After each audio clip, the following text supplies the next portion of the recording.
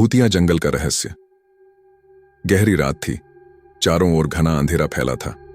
हवा की सरसराहट और उल्लू की आवाज जंगल के सन्नाटे को और भयानक बना रही थी। यह जंगल काली घाटी के नाम से कुख्यात था, जहां से कोई भी व्यक्ति लौटा नहीं था। रवि, रोहित और सोनिया, 3 दोस्त और यूट्यूब कंटेंट क्रिएटर इस जंगल के रहस्य को उजागर करने आए थे। अगर हम यहाँ का वीडियो बना लें तो ये रातों रात वायरल हो जाएगा, रवि ने कैमरा ऑन करते हुए कहा।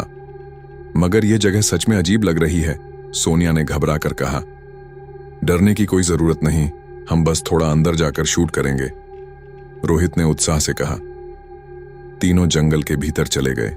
जैसे ही वे जंगल में घुसे, ठंडी हवा उनके शरीर को छूने लगी। रवि ने चारों ओर देखा। पेड़ों पर जले हुए निशान थे, मानो यहां कोई आग लगी हो। ये निशान पुराने लग रहे हैं, शायद किसी ने जंगल जलाने की कोशिश की थी, सोनिया ने कहा। तभी झाड़ियों में हलचल हुई। कौन है वहां? रवि ने टॉर्च जलाते हुए पूछा। कोई जवाब नहीं आया। आगे बढ़ते हुए उन्हें एक टूटी फूटी झोपड़ी दिखी। क्या हमें अंदर जाना चाहिए? सोनिया ने घबराकर पूछा। यही तो हमारा मकसद है।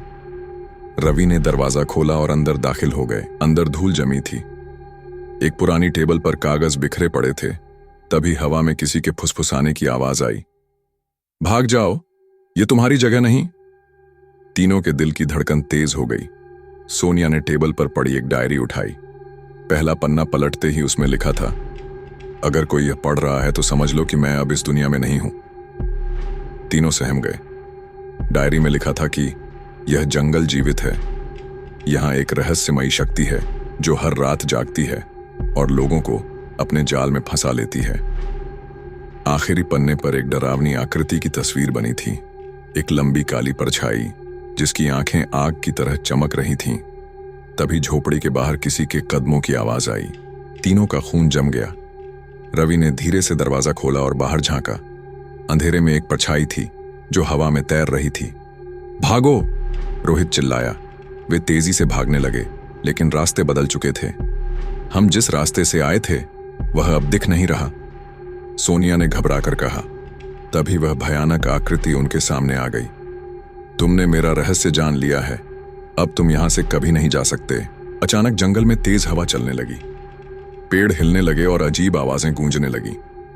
रवि ने कैमरा उस आकृति की ओर घुमाया, लेकिन स्क्रीन पर सिर्फ काले धब्बे और चीखें सुनाई दे रही थीं। हमें बचना होगा, रोहित ने घबरा कर कहा। तभी दूर एक रोशनी दिखाई दी, शायद बाहर निकलने का रास्ता। इधर, रवि चिल्लाया और तीनों उस ओर भागे।